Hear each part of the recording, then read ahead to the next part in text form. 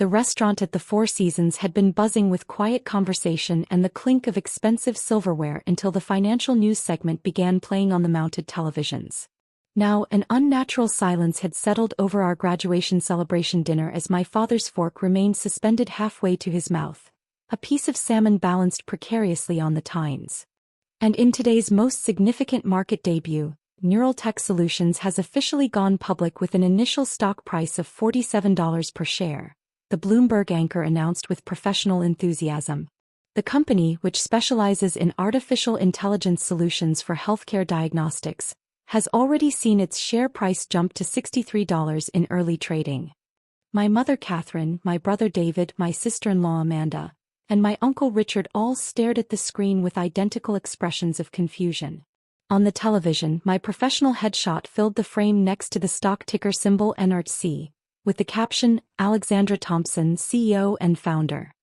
The 29-year-old CEO has built what many analysts are calling the most innovative healthcare AI platform in the industry, the anchor continued. Initial public offering values the company at approximately $2.8 billion, making Ms. Thompson one of the youngest female billionaires in the technology sector.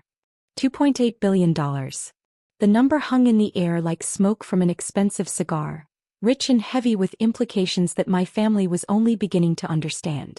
My father slowly lowered his fork to his plate, his eyes moving from the television screen to my face and back again. Alexandra, he said carefully, his voice carrying the tone he typically reserved for cross-examining witnesses in his law practice, is that you on the news? It appears to be, I replied, cutting another piece of my filet mignon as if billion-dollar IPO announcements were a regular part of our family dinners.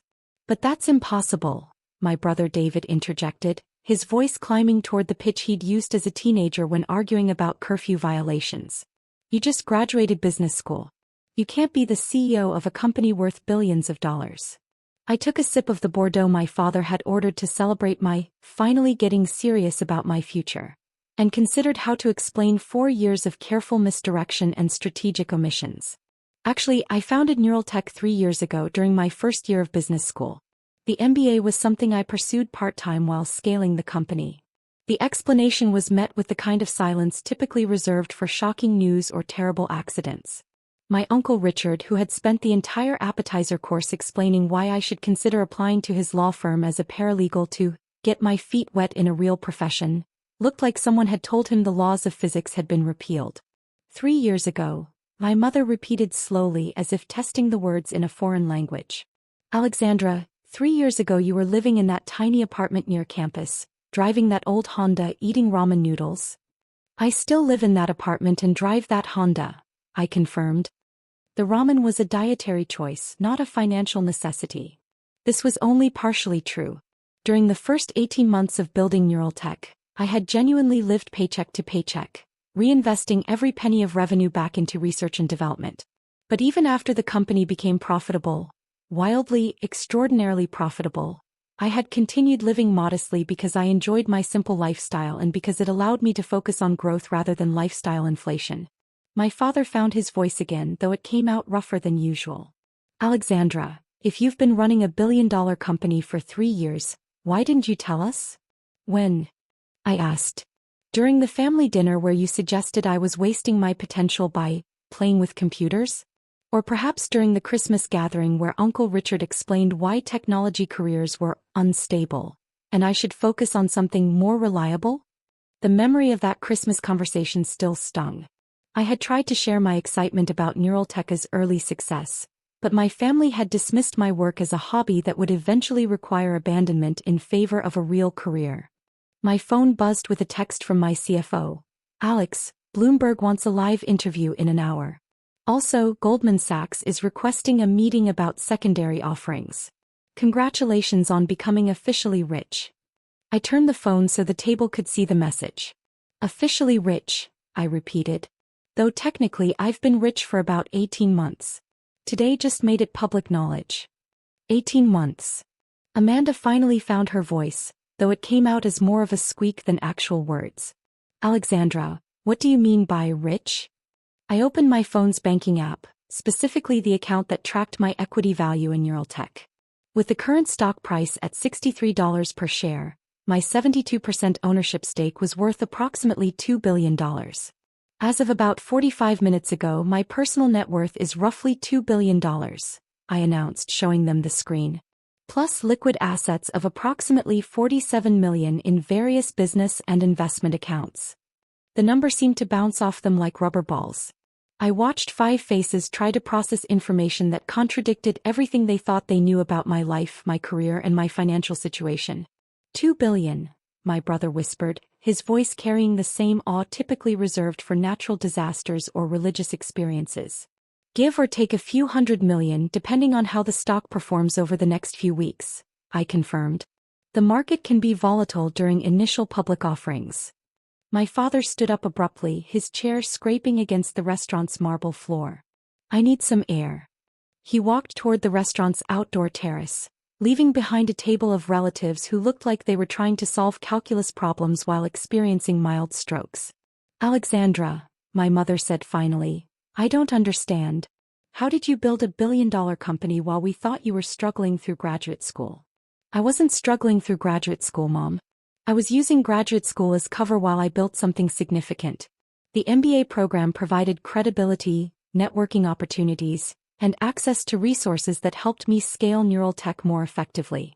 This was the truth, though not the complete truth. The complete truth was that I had been deliberately hiding my success because I was tired of family gatherings where my choices were questioned and my potential dismissed. It had been easier to let them worry about my unconventional path than to defend my achievements against people who had already decided I was making poor life choices. But the apartment, the car, the modest lifestyle, Uncle Richard stammered. If you're worth billions, why do you live like a college student? Because money doesn't automatically improve your quality of life, Uncle Richard. I live in my apartment because it's walking distance from my office and I enjoy the neighborhood. I drive my Honda because it's reliable and environmentally responsible. I eat simple food because I prefer it to complicated meals. The irony wasn't lost on me that this conversation was happening in an expensive restaurant where my father had insisted on celebrating my graduation with what he considered an appropriately sophisticated dinner. For him, success was measured by the cost of the wine and the reputation of the venue. For me, success was measured by the problems I solved and the impact I created. My phone rang with a call from CNBC. I declined it immediately, but not before the caller ID was visible to everyone at the table. CNBC wants to interview you, my mother observed. They've been calling for the past 6 months, I replied. Along with Forbes, Fortune, Bloomberg Businessweek, and the Wall Street Journal. I've been declining most interview requests because I preferred to keep the company's profile low until we were ready for the IPO. 6 months, David repeated numbly. The media has been trying to interview you for 6 months and we had no idea. You had no idea because you never asked detailed questions about my work. You asked if I was keeping busy with my computer projects, but you never inquired about revenue, growth projections, market position, or strategic partnerships. This was the crux of our family's communication breakdown. They had created a narrative about my life based on surface observations and their own assumptions about what success looked like. They had been so focused on what I wasn't doing, getting married, pursuing a traditional career path, accumulating visible status symbols, that they had completely missed what I was actually accomplishing. My father returned from the terrace, his usually perfect hair disheveled and his face pale. Alexandra, I owe you an apology. For what, specifically? For saying your work wasn't useful. For suggesting you needed to get a real job. He gestured helplessly at the television, where the news had moved on to other stories, but the stock ticker continued scrolling across the bottom of the screen, showing NRTC up 47% from its opening price. For not recognizing that you had already built something extraordinary, he finished. It was more honesty than I'd heard from him since I was a child, and it caught me off guard. My father was a successful attorney who had built his career on being right about people and situations. Admitting he had been completely wrong about his own daughter's capabilities couldn't have been easy. Dad, I said gently, you weren't wrong about everything. You were right that I needed to focus on building something sustainable instead of just following my passions without a plan. You just didn't realize I had already done that. My phone buzzed again, this time with a call from my research director. I should take this, I apologized to the table. Dr. Martinez, what's the update on the clinical trial results? Alex, the Johns Hopkins data came back this morning. Our diagnostic accuracy is 94.7% for early-stage detection. The control group using traditional methods was 61%. We're not just better, we're revolutionizing cancer diagnosis. I put the phone on speaker so my family could hear. That's incredible news. When can we publish the results? The medical journal wants to fast-track publication. We're looking at 6 weeks instead of the usual 6 months. Alex, this is going to change everything. We're going to save thousands of lives.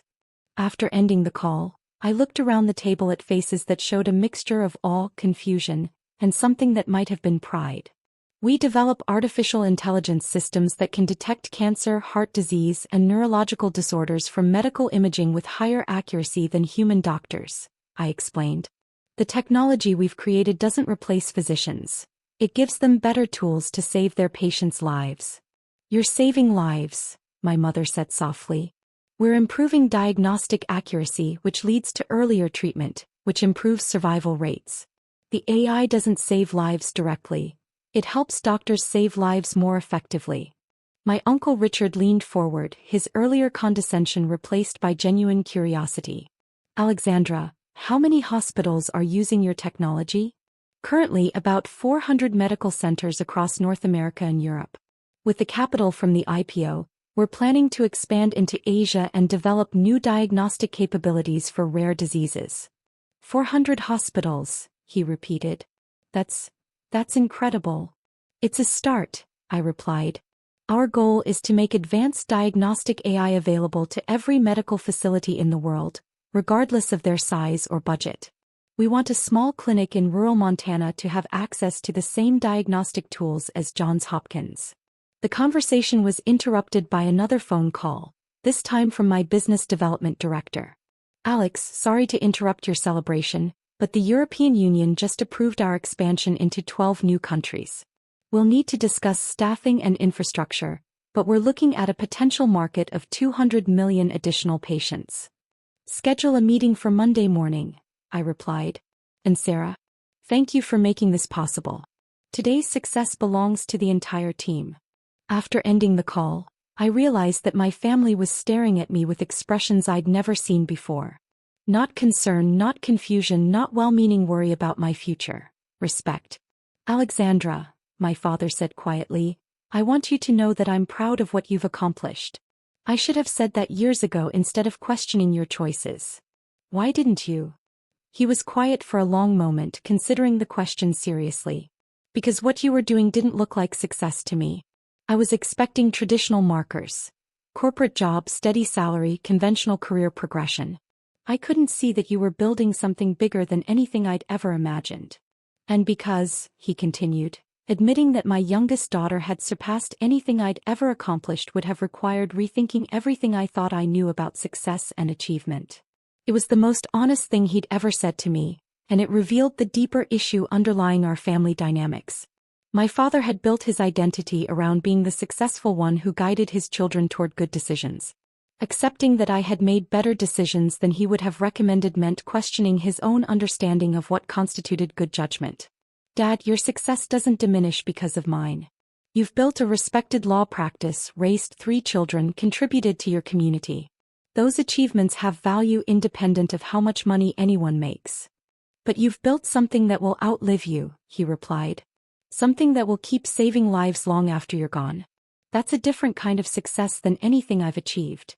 Over the next hour, as we finished dinner and moved to the hotel bar for coffee, the conversation gradually shifted from shock and apologies to genuine curiosity about my work.